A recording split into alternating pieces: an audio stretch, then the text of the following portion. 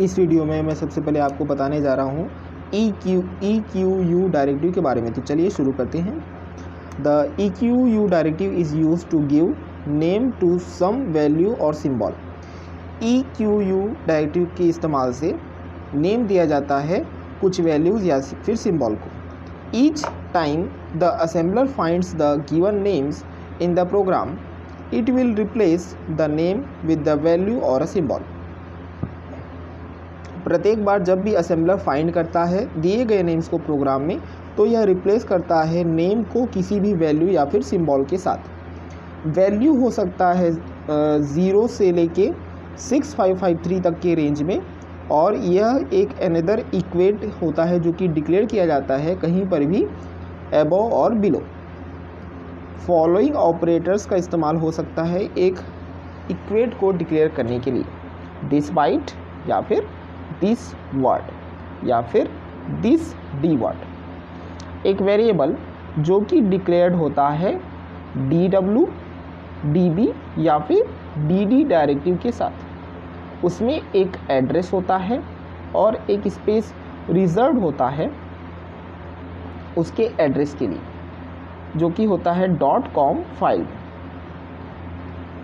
लेकिन एक इक्वेट में कोई भी एड्रेस या फिर स्पेस रिजर्व्ड नहीं होता है इसके .com फाइल के लिए।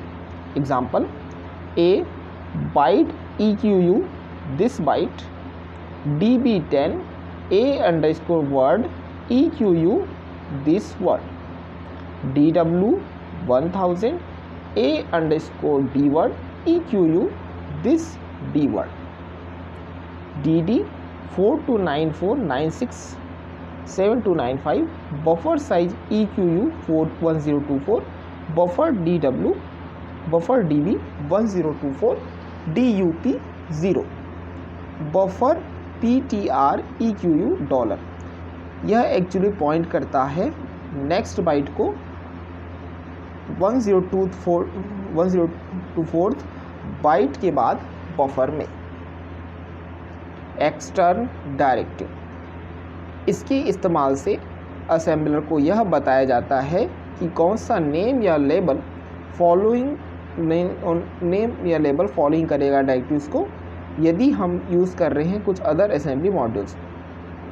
एग्जाम्पल के लिए, यदि आप कॉल करते हैं एक प्रोसीजर को जो कि है एक प्रोग्राम मॉड्यूल में असेंबल्ड है एक डिफरेंट टाइम में, जिसमें कि कॉल करना है कंटेन करता है कॉल इंस्ट्रक्शन, तो आपको यह ज़रूर बताना पड़ेगा असेंबलर को कि प्रोसीजर जो है वो एक्सटर्नल द असेंबलर है, और यह पुट करेगा इन्फॉर्मेशन को ऑब्जेक्ट कोड फाइल में इस तरीके से कि लिंक कर कनेक्ट कर सके 2 मॉड्यूल्स को एक साथ।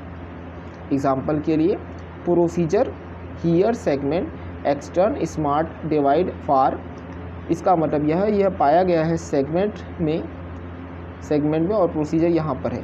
प्रोसीजर हियर एंड हो जाता है। इसके बाद है ग्लोबल डायरेक्टिव। ग्लोबल डायरेक्टिव का यूज़ किया जा सकता है पब्लिक डायरेक्टिव के स्थान पे, और डॉट फॉर एक नेम डिफाइन होता है करंट असेंबली मॉड्यूल में। ग्लोबल डायरेक्टिव का इस्तेमाल करके बनाया जाता है सिंबल को अवेलेबल अदर मॉड्यूल्स के। एग्जाम्पल के लिए, ग्लोबल डिवीज़र। वर्ड असेंबलर को यह बताता है कि डिवीज़र एक variable of type of word है, जिसमें कि जो कि होता है अनदर असेंबली मॉड्यूल में या फिर एक्सटर्न है। इसके बाद नेक्स्ट है सेगमेंट डायरेक्टिव। इसका इस्तेमाल किया जाता है सेगमेंट डायरेक्टिव का इस्तेमाल किया जाता है इंडिकेट करने के लिए लॉजिकल सेगमेंट के स्टार्ट को। यह एक ऐसा नेम है जो कि दिया जाता है सेगमेंट को। एग्जाम्पल के लिए, कोड सेगमेंट का यूज़ करके इंडिकेट किया जा सकता है असेंबलर को कि स्टार्ट हो रहा है लॉजिकल सेगमेंट। इसके बाद नेक्स्ट जो डायरेक्टिव है वो है प्रॉक यानी कि प्रोसीजर डायरेक्टिव। प्रोसीजर डायरेक्टिव का यूज़ किया जाता है आइडेंटिफाई करने के लिए प्रोसीजर के स्टार्ट को। यह फॉलो करता है एक नेम जो कि दिया जाता है प्रोसीजर को। प्रोसीजर के बाद टर्म नियर और फार का इस्तेमाल किया जाता है स्पेसिफाई करने के लिए प्रोसीजर को। एग्जाम्पल, स्मार्ट डिवाइड प्रोसीफार आइडेंटिफाई करता है एक स्टार्ट ऑफ प्रोसीजर जिसका नाम है स्मार्ट डिवाइड, और असेंबलर को यह बताता है कि यह प्रोसीजर फार है। इसके बाद जो नेक्स्ट डायरेक्टिव है वो है नेम। नेम डायरेक्टिव का इस्तेमाल किया जाता है कि स्पेसिफिक नेम देने के लिए प्रत्येक असेंबली मॉड्यूल को, जब भी प्रोग्राम में बहुत सारे मॉड्यूल्स हो सकते हैं। एग्जाम्पल, पीसी बोर्ड के इस्तेमाल से नेम दिया जाता है एक असेंबली मॉड्यूल को जिसमें कंटेन किए होते हैं इंस्ट्रक्शंस जो कंट्रोल करते हैं प्रिंटेड सर्किट बोर्ड को। इसके बाद जो नेक्स्ट डायरेक्टिव है वो है इंक्लूड डायरेक्टिव। इंक्लूड डायरेक्टिव का इस्तेमाल असेंबलर को यह बताने के लिए होता है कि इंसर्ट करना है एक block of source code from the named file से लेके into the current source module. यह शॉर्टन करता है सोर्स मॉड्यूल को। एक अल्टरनेटिव के use of editor block command से कॉपी किया जाता है फाइल को into the current source module. इसके बाद जो नेक्स्ट डायरेक्टिव है वो है ऑफसेट डायरेक्टिव।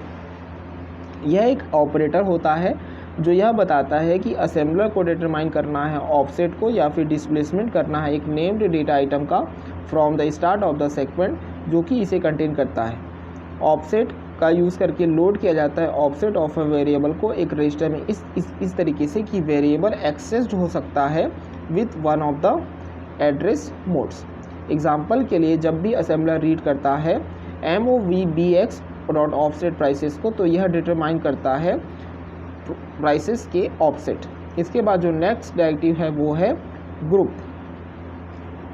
ग्रुप डायरेक्टिव के इस्तेमाल से असेंबलर को यह पता चलता है कि ग्रुप किया जाना है लॉजिकल सेगमेंट को जिनका नाम है डायरेक्टिव के बाद, और इन्हें एक लॉजिकल ग्रुप में रखा जाएगा। इससे यह अलाउ होता है कि सारे सेगमेंट्स का जो कंटेंट्स है वो एक्सेस हो सकता है सेम ग्रुप से। Example, small system group code data stack segment. इस वीडियो में बस इतना ही। इस वीडियो को लाइक करें, शेयर करें और हमारे चैनल को ज़रूर सब्सक्राइब करें। Thank you.